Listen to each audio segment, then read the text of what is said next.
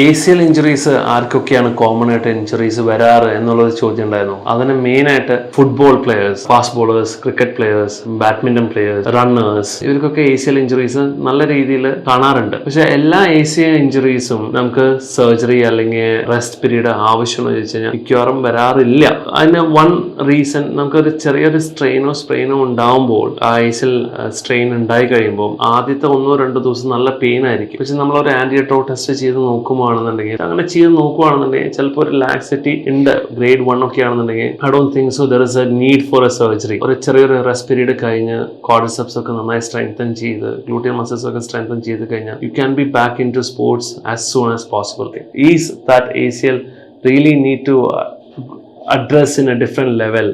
അത് കറക്റ്റായിട്ട് നമ്മൾ ഇവാലുവേറ്റ് ചെയ്ത് കഴിഞ്ഞാൽ തന്നെയാണ് അറിയുള്ളൂ whether rest can heal this up, a surgery or a medication is needed എന്നുള്ളത്. ACL എന്ന് പറയുന്ന ഇഞ്ചുറീസ് സാധാരണ ഗ്രേഡ് 1, ഗ്രേഡ് 2, ഗ്രേഡ് 3 വരെ നമ്മൾ വിത്തൗട്ട് നോൺ സർജിക്കൽ ആയിട്ടായിരിക്കും മാനേജ് ചെയ്യുന്നുണ്ടാവുക. ഗ്രേഡ് 3യും ഗ്രേഡ് 4ഉം മിക്കവാറും നമ്മൾ സർജറീസിന് ഓപ്റ്റ് ചെയ്യും.